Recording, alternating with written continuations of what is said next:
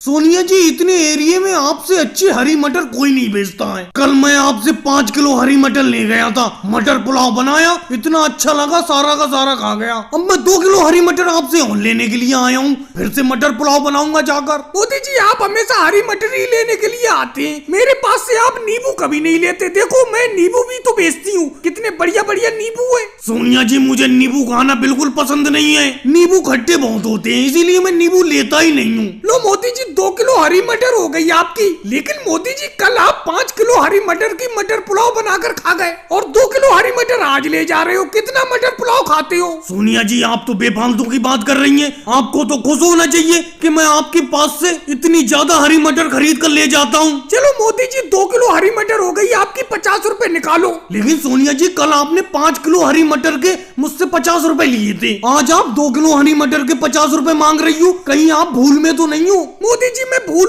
में नहीं हूँ। आज मटर के रेट बढ़ गए। कल 10 रुपए किलो मटर बिक रही थी, आज मटर का रेट 25 रुपए किलो है।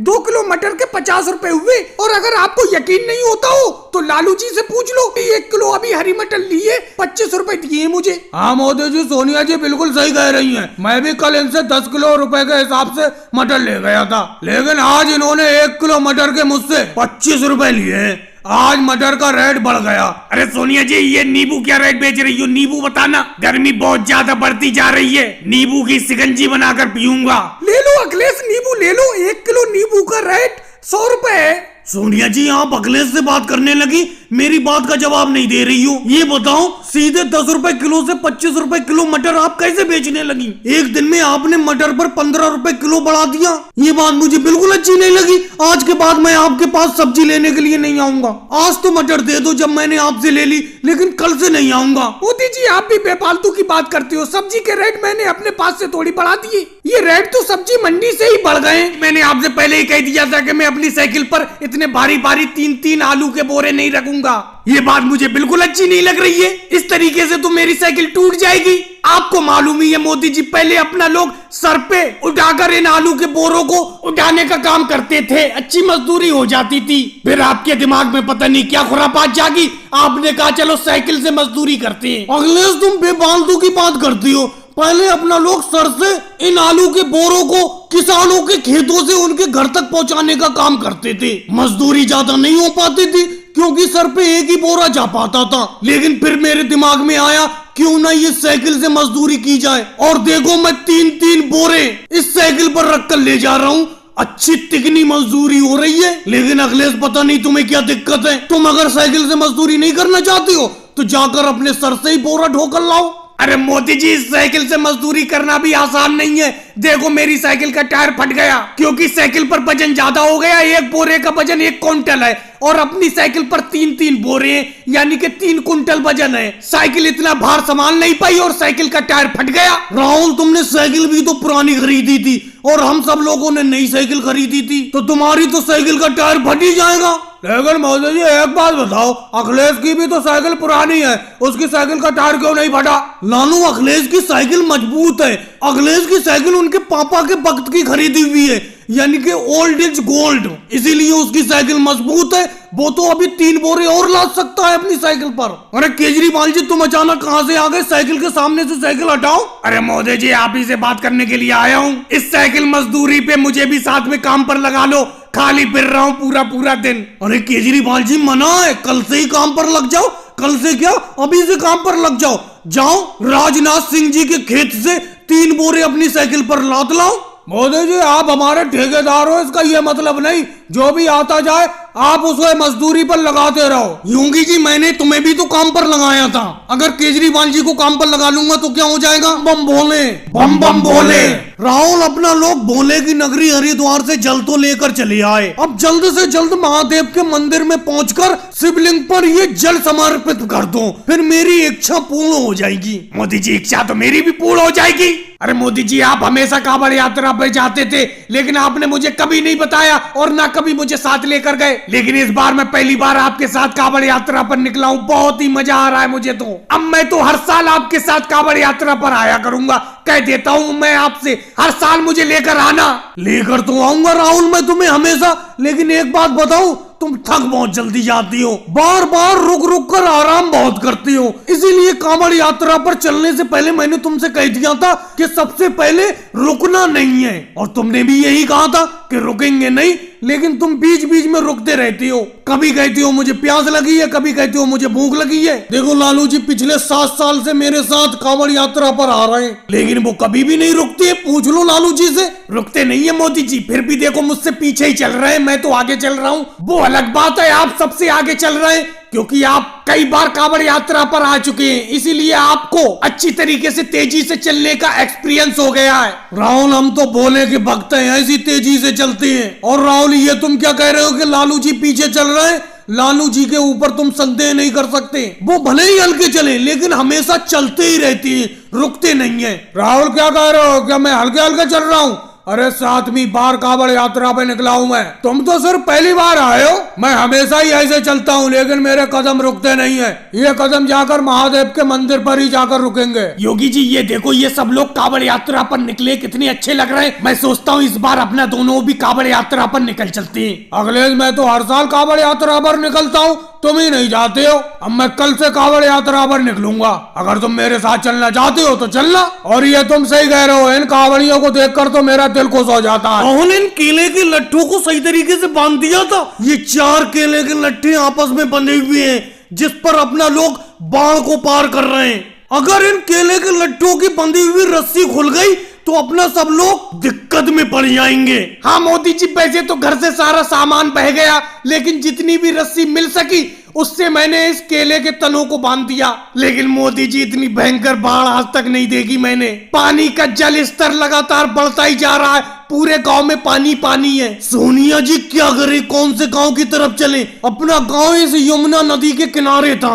यमुना नदी में इतनी भयंकर बाढ़ आई है कि चारों ही तरफ पानी पानी है, पानी के अलावा कुछ नहीं दिखाई दे रहा है। बोलो सोनिया जी किधर लेके चलूं इस केले की नाव को? मोदी जी अब तो चारों तरफ पानी पानी है, चले रहो, जहाँ पर किनारा मिल जाएगा उसी गांव में ठहर जाएंगे।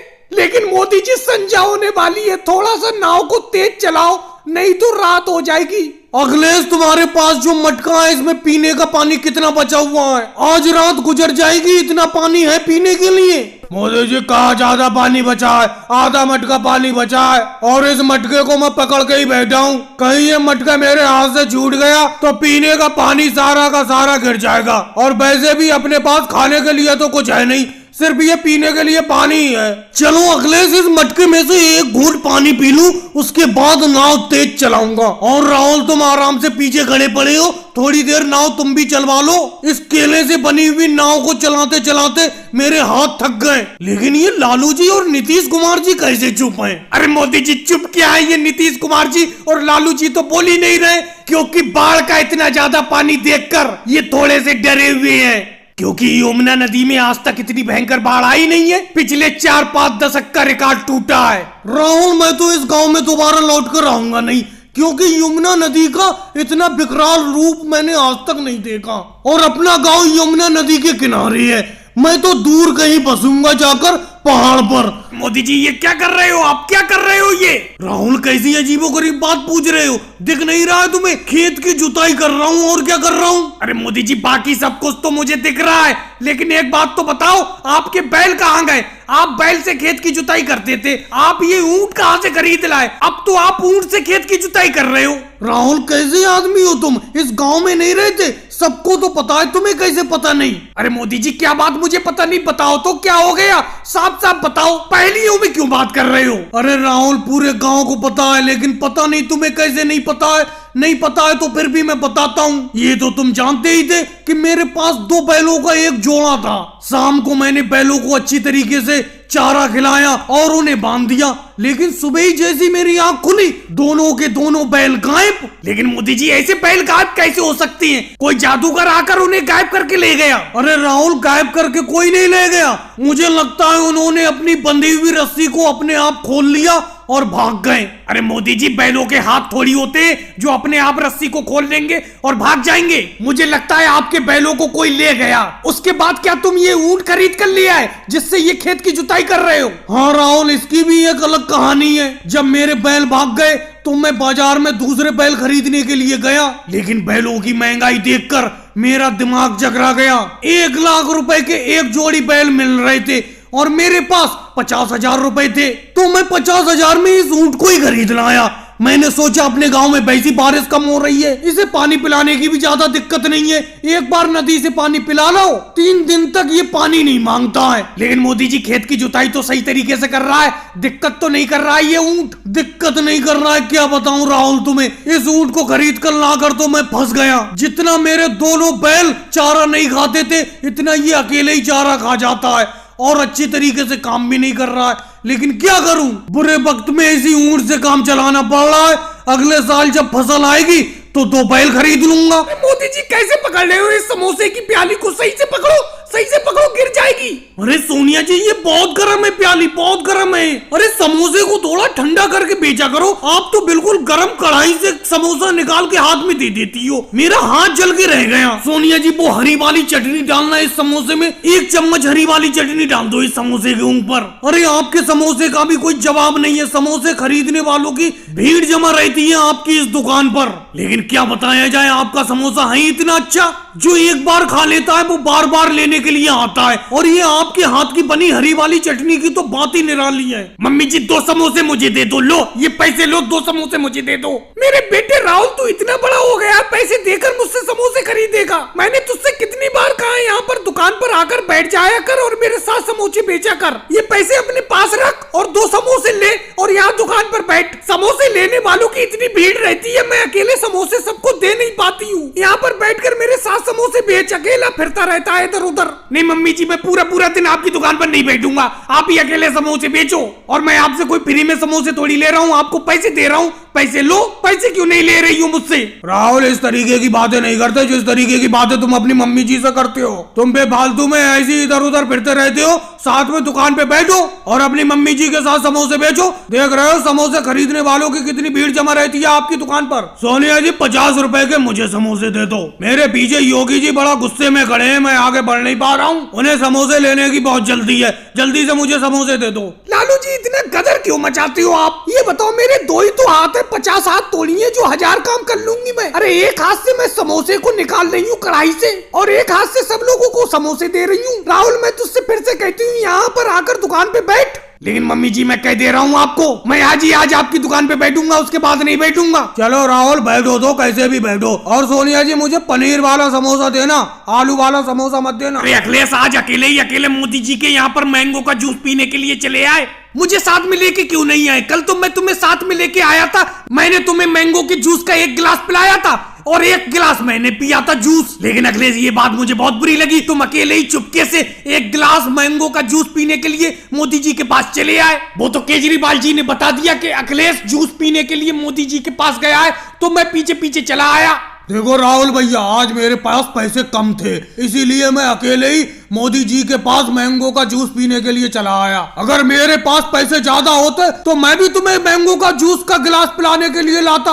अच्छा अखिलेश, तुम्हें खुद जूस पीने के लिए पैसे हैं, लेकिन मुझे पिलाने के लिए पैसे नहीं है। अरे मेरे पैसे कोई फ्री के थोड़ी है, कल मैंने भी तो तुम्हें मैंगो के जूस का 1 गिलास पिलाया था। चलो कोई बात नहीं है, तुम मत पिलाओ मुझे मैंगो के 1 जूस का गिलास। लो मोदी जी, ये 20 का नोट लो और जल्दी से 1 गिलास जूस दे दो, ठंडा ठंडा मैंगो का। राहुल, इस 20 रुपए से काम नहीं चलेगा, 40 रुपए निकालो, 40 रुपए। मैंगो के 1 जूस के गिलास का रेट 40 रुपए है। लेकिन मोदी जी, ऐसे कैसे हो सकता है? कल तो मैं 20 रुपए में ही आपसे 1 मैंगो के जूस का गिलास पी के गया था। राहुल, वो कल था और आज है। मेरे कहने का मतलब है, कल मैं 1 गिलास जूस 20 रुपए में ही बेच रहा था, लेकिन आज से मैंने रेट बढ़ा दिए। अब मैं 40 रुपए का 1 गिलास जूस मैंगो का बेच रहा हूँ। लेकिन मोदी जी, एक बात बताओ, इस तरीके से रेट थोड़ी बढ़ाए जाते हैं, तुमने तो रेट बिल्कुल डबल कर दिए। कल तक मैंगो जूस का गिलास 20 रुपए का दे रहे थे, आज 40 रुपए का दे रहे हो। अरे कम से कम 1 गिलास मैंगो जूस का रेट 30 रुपए कर देते। देखो राहुल, मेरे पास बकवास करने का तो वक्त है नहीं। मेरे ठेले पे देख ही रहे हो अभी कितने मैंगो बचे हुए हैं,